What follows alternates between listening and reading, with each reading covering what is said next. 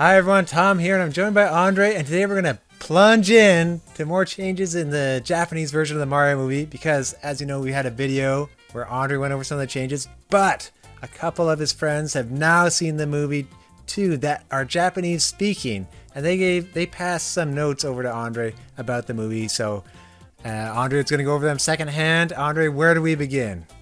Oh man, I don't even know where to begin with this, because I've got a ton of notes here. They are from very fluent Japanese speakers, as Tom mentioned, so I trust them, and they had some fun observations for changes made to the Japanese script that changes the characterization of certain people in the movie.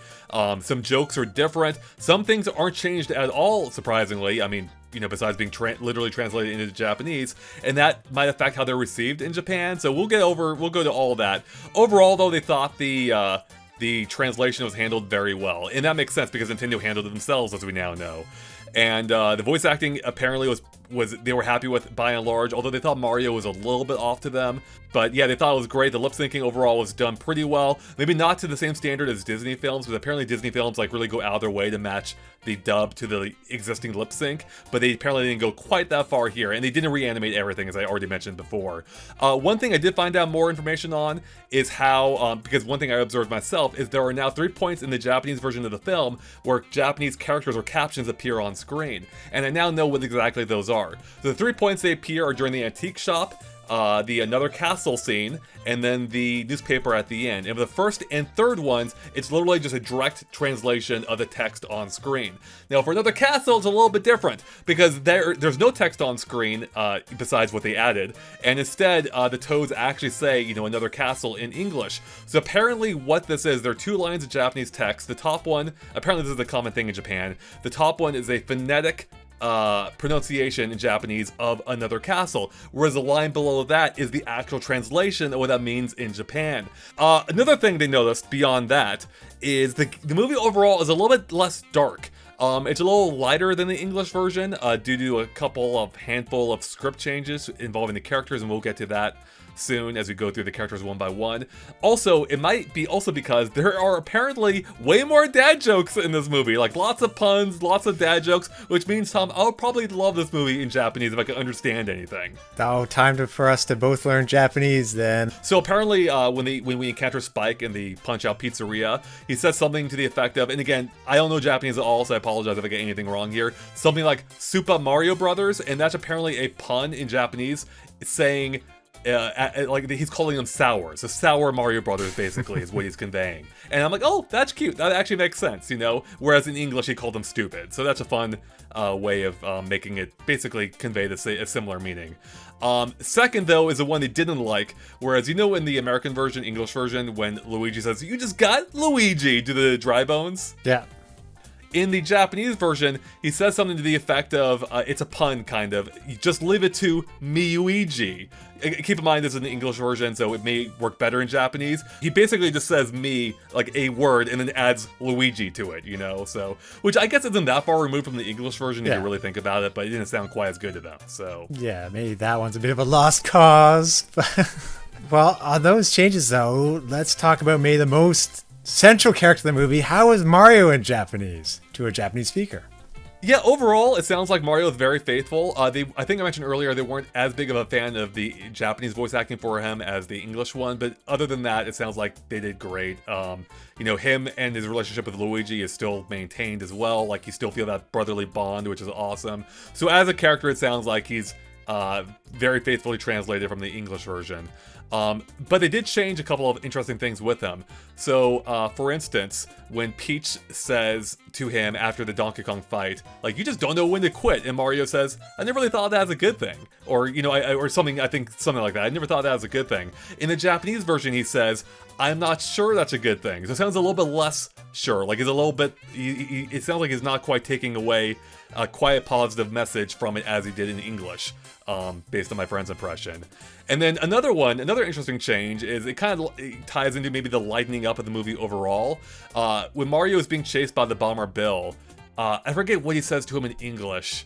I forget exactly, but in Japanese at one point, he says something to him like, "You don't give up." And it's almost like it's almost like a respectful message to him, apparently. You know, obviously Mario still wants to stop him, but it's almost like paying respect to him, it sounded like. So yeah, it's like he's still gonna fight him, but he respects the amount of effort his rivals put in, or his adversary. How about Luigi being the brother of Mario? Were there any changes for Luigi? The only change they noted was in the pizzeria when Mario's like, "Come on, Mario or Luigi, you can't be scared all the time," and then Luigi's like, "You'd be surprised." In the Japanese version, he says something to the effect of "depends on the circumstance." So it kind of like narrows it a little bit, but it's still funny, and it's actually arguably more accurate because Luigi is kind of randomly brave in like the 2D games, whereas it's in the 3D games, especially like Luigi's Mansion, where he's scared. So that joke actually is kind of clever, I think. It's almost a little bit more meta than the English version. So that seems like a really faithful way of translating it over, or a good way of translating it over. Yeah, I wouldn't expect it to go all the way like to the games necessarily for a line like that. Moving on to the Mushroom Kingdom, how was Peach? How did Peach come across in the Mario movie?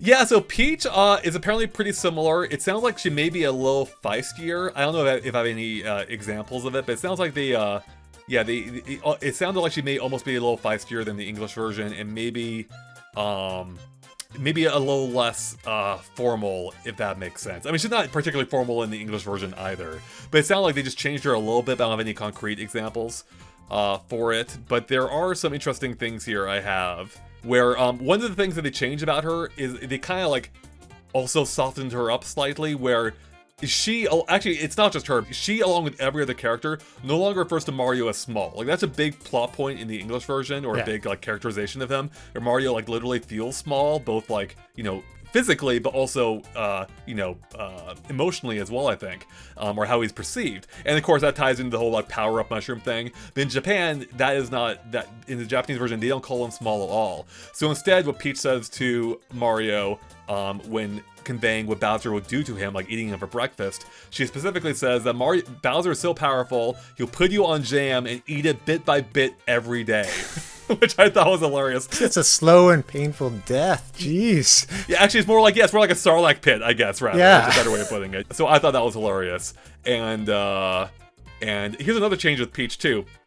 Kind of a minor one, but toward the end, when, you know, Kamek is holding Captain Toad in his magic power, kind of almost like torturing him almost, and Peach in the English version is like, "Don't hurt my toads." In the Japanese version, she specifically refers to that toad. So it's almost like you could almost read into it like she's just a little less concerned in that moment with the entire kingdom, more than that specific toad's fate, which isn't necessarily a positive or negative. It's kind of like an interesting small change that might have, you know, a potentially larger meaning, you know. Maybe she just loves that one toad. I mean, who's... Yeah, that could be it too. It might have just been she was just really concerned about that one toad in the moment and didn't think of the other toads at that time. So. Oh, that's interesting. They got rid of the whole small Mario part. That was pretty large. Large. Yeah, so to speak. Yes. Well done.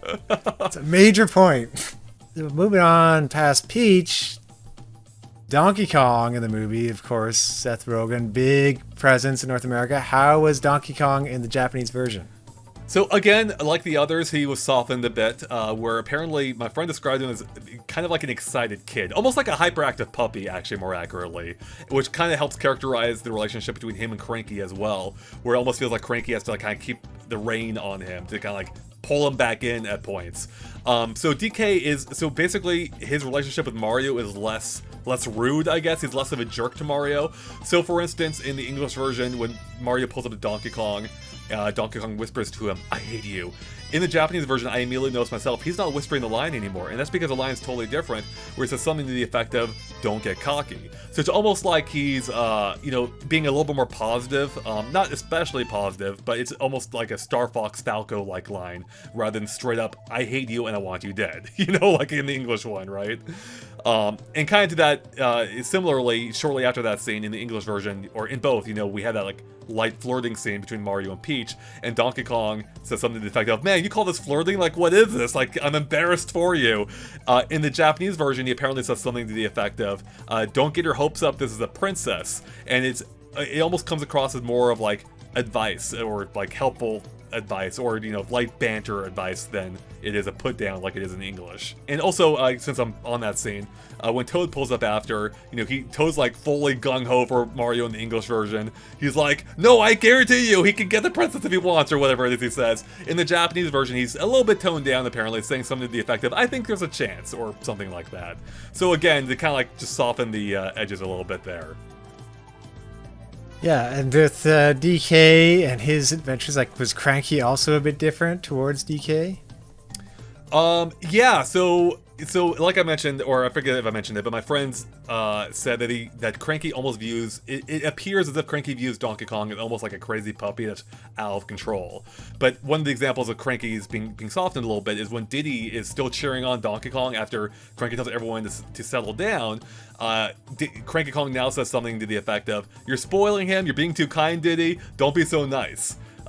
Which I thought is kind of still a cute way of doing it.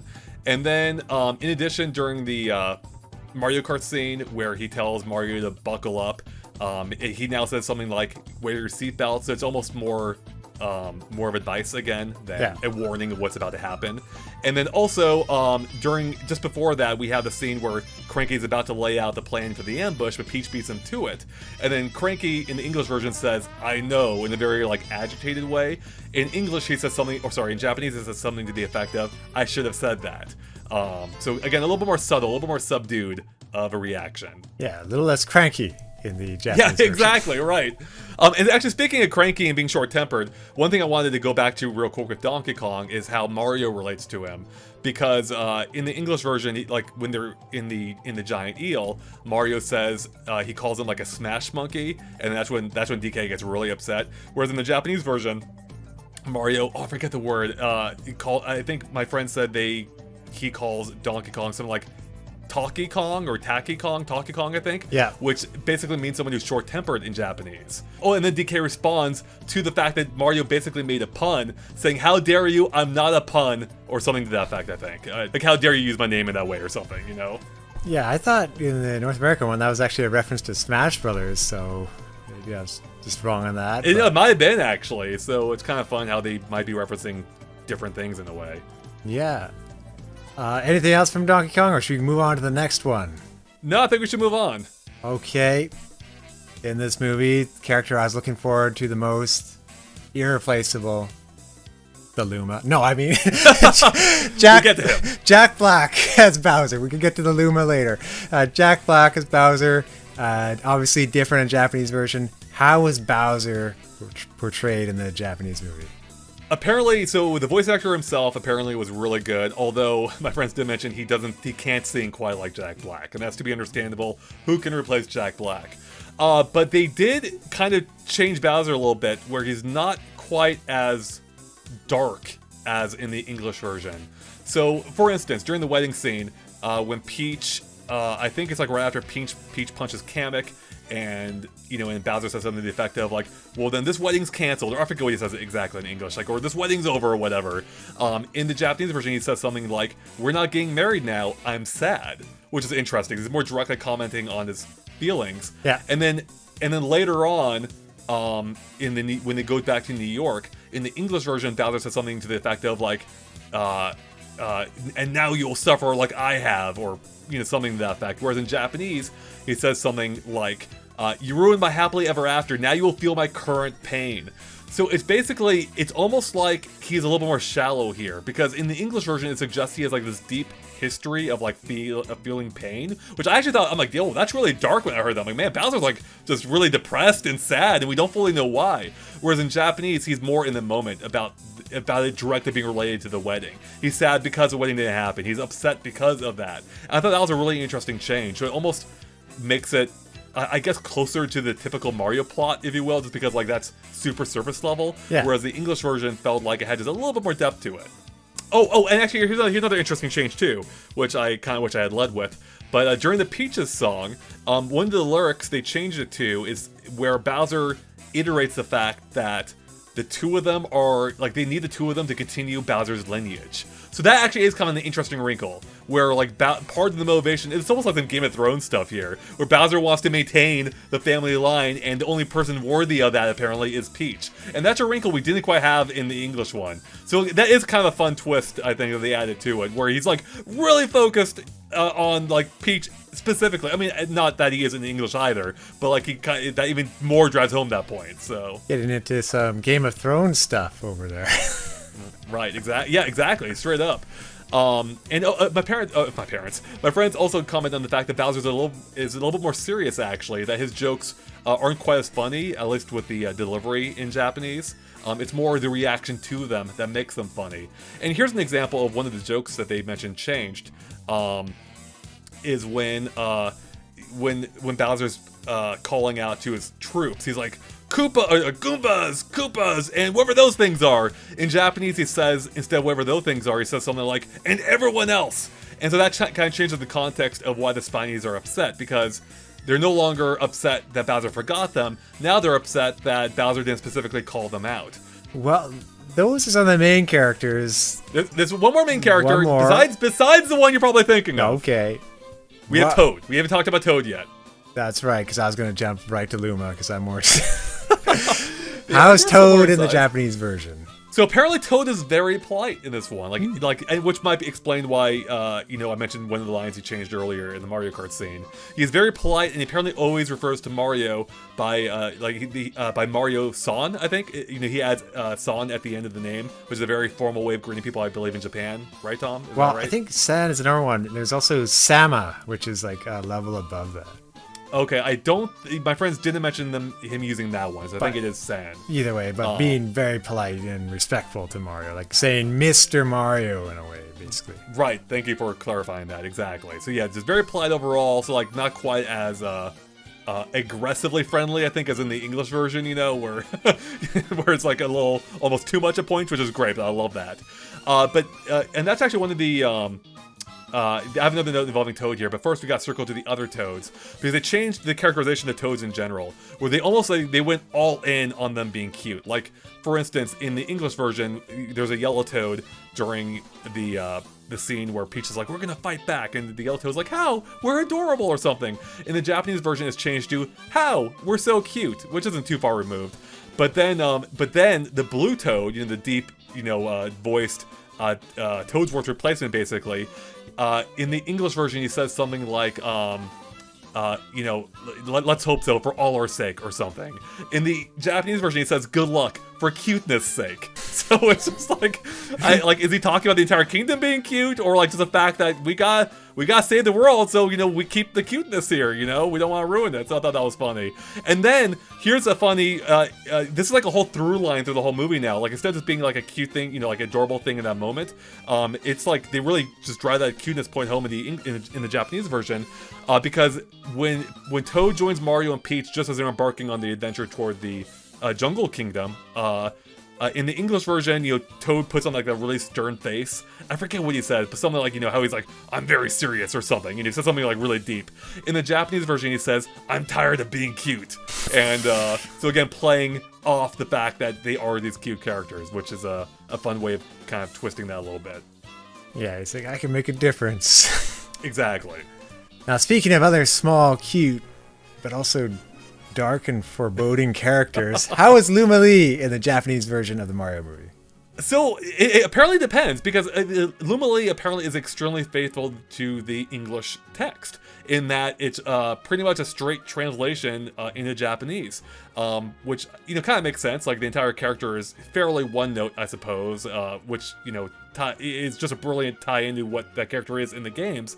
But apparently, because of that, it doesn't translate quite as well in Japan, because my friend had mentioned how, based on their knowledge of, having lived in Japan and how they look upon matters like life and death, it's just going to register a little differently, to the point that, like, apparently no one at their screening laughed, which is hugely different to my impression from the from the English screenings, where people are always laughing at Lumalee. And so my friend wanted to see if they were off base, and they looked into reactions online from Japanese viewers, and apparently people just did not understand the character. They just didn't understand, like, why they were even in the movie, what purpose that character even served. Whereas in English they were, comic relief. In Japanese it doesn't hit the same way, and they were just kind of confused by it. just because again of how death is very different subject matter in Japan. And so my friend thinks that Lumalee could probably been handled a little bit better, maybe changed the angle of him a little bit more just to make him more fitting, to better relate what the intent of the character was rather than the literal translation they went for. But there are two funny things my friend noted about him. One is that when Cranky Kong gets dropped in and Lumalee starts talking, Cranky's like, "Who's this ray of sunshine?" Lumalee does say something that apparently is pretty funny in Japanese, something to the effect of, "I'm not all sunshine, my heart is full of darkness," and apparently that actually was fairly well received. Compared to everything else. And then also, here's something funny. My friend noticed this when they were looking up the reactions to Lumalee on like Japanese Twitter or whatever. Apparently people were confused when Lumalee says fresh meat or whatever the equivalent is in Japan. People thought that Lumalee was referring to Luigi as fresh meat as a nickname. So now some people are calling Luigi fresh meat. And I love that. That's so good. Luigi should be fresh meat. That's hilarious to me. I love that some people think that's his nickname, and I got a kick out of that. So, well, I guess with Lumalee, that could be one character they should have changed in the movie. Yeah, I think based on what they told me, based on their impressions, it sounds like they could have done a better job translating the intent of the character, because the intent as is just didn't quite work, which sucks because Lumalee is such a great part of the movie, so it is too bad that seemed to have been lost a little bit in the translation. Yeah, and are there any other characters that stood out, like maybe Foreman Spike, for some changes they had in the movie? No, only as far as Spike, not calling Mario short either in this version. Other than that, I think they didn't mention any other characters that stood out to them. But I do have a bunch of random notes here, Tom, for some little details that didn't quite fit in anywhere else in this discussion, if you want to hear them. I sure do. Let's go through this rapid fire. I'm glad you said that, Tom. All right, first up, one of the things I was able to notice in Japanese was the fact that instead of Mario saying hello in an awkward way to some of the weird characters he comes across, like the bramble that walks over him or the bonsai bill at the end, he now says domo. And I thought, from what I know of Japanese, which is very little, I thought that was clever, because that's apparently a way how you greet people in Japan if you don't fully know the best way to greet them. And my friend said, yeah, that's perfect. Like, that's a great way of doing it. So I was happy I got that right.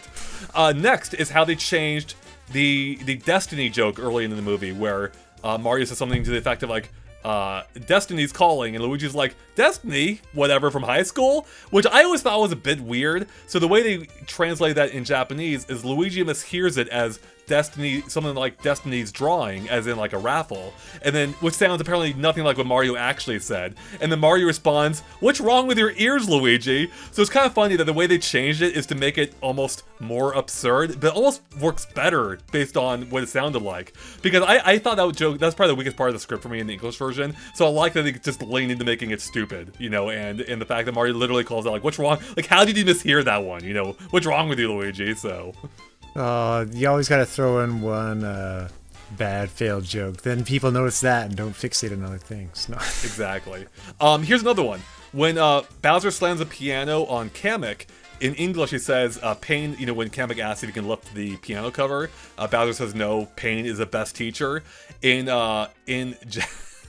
Japanese, he apparently says, no, you jam with Pain. And that ties into the fact that earlier Bowser had asked him to jam with him, jam with me. So I love that. That's actually hilarious. No, you jam with Pain now. So that's hilarious. Here's a fun reference. So when Mario gets a cat power up, during the DK fight, apparently he adds Nia to everything he says, much like how Cat Mario talks in the Cat Mario show in Japan, which I think you're familiar with, Tom. I don't remember that one exactly, but I think that's like what the sound that cats make in Japan. So it's I think that's it too. So it could be a reference just to cats in general. Yeah, but it kind of works on the meta level too if you're familiar with the Cat Mario show where they use like puppets and stuff. Here's another one. In the English version, when they're running through the construction site in New York early on, Luigi mentions how he has bad knees, which is pretty clever actually to explain why he doesn't jump like he does in Luigi's Mansion. In the English version, in the Japanese version, they changed it to something like, I can't work my legs for whatever reason. He can't work his legs right then. So, to explain why he's not jumping around like Mario. Then another thing for Bowser is, in the English version, he says at a couple of points, it really makes a guy want to come out of his shell. In the Japanese version, they changed it to something like, it makes you want to shed a turtle shell, which apparently is a play on like shedding a layer of skin, like a snake or a reptile, because apparently that's a phrase in Japan which indicates like you maturing. So it sounds kind of gross, but my friend assured me it actually works better than it sounds in Japanese, and it's a sign of him like, growing up or maturing or, evolving, I guess, as a character. That makes sense. Like a hermit crab moving to a bigger shell, I guess. More so. Well, that's a good way of putting it. Exactly, yeah. So it's a clever wordplay, with skin and shell in this case, just to drive that point home. And then my final note I think I have here is during the scene in which Toad is leading Mario through the Mushroom Kingdom, and he like tells all the other Toads to get out of the way by saying, "Hell, get out of the way! This guy's brother's in danger. He's gonna die," or whatever, which is hilarious. In the Japanese version, again, possibly based on how they view life and death there, they changed it to something where Toad says something to the effect of, "Mario, this guy's bro is being taken to the hospital," which apparently makes it sound more urgent there, which is what gets people out of the way for him. So. And that's all my notes, Tom. That's all the notes. We got through them. So, what did you think of, I hope I explained that well. I have no idea how this came across, but what do you think of everything you've heard so far, Tom, based on my friend's impressions of the Japanese version of the movie? Well, I was interested to hear that, like, everyone was kind of more polite and positive to each other. Maybe that helps with more of a family-friendly movie in Japan. And, the inclusion of dad jokes. I'm angry at Illumination for not having more dad jokes in the North American version now. Right? They dropped the ball on that. Totally agreed. But yeah, you kind of, that's an interesting point though, like with how they kind of like softened it up, made it maybe just a little happier overall. Not that the English version is super dark and dour and not happy, because it's so jovial. Like it's already like, full of like cotton candy and sparkling rainbows and all that. But it is interesting, and it may be a closer approximation of the games, which are by and large just happy all the way through, so maybe that's what they were going for, to try and make it a little bit more positive and upbeat than the English version already is, just because maybe that registers differently to the Japanese audience. But I can't speak too much to that. But it is an interesting change all the same, especially for me. To hear of how they kind of tweaked Bowser to have his emotional reaction be specifically on that wedding, whereas in the English version, it almost looked like he was looking at that wedding as a cure for his unhappiness. Yeah. So kind of just like a small little change there, which is kind of cool, I think. It could be a bit different too, without having the same pull of Seth Rogen and Jack Black as the two villains, but villain for a little bit for DK. Right. I think, though, it's great to hear, though, because, of course, always it's going to be one character that maybe doesn't quite come across right. But for the most part, for Nintendo not really writing movie scripts, to take it in their own hands, to, like, do the Japanese version of the script, it sounds like they've done a great job. Yeah, I want to drive that point home. My friends thought they did a great job overall, and also a huge shout out to my friends for helping me with this video, by the way. You know who you are. And yeah, it sounds like they did a great job really localizing it for the Japanese audience. Even if my friends still prefer the English version, but again, that could be a function of seeing it first, including multiple times, whereas you now have these expectations in place, so whenever something doesn't play into those, it does tend to stand out. But it sounds like, again, it's very successful. The Japanese audience is receiving it extremely well.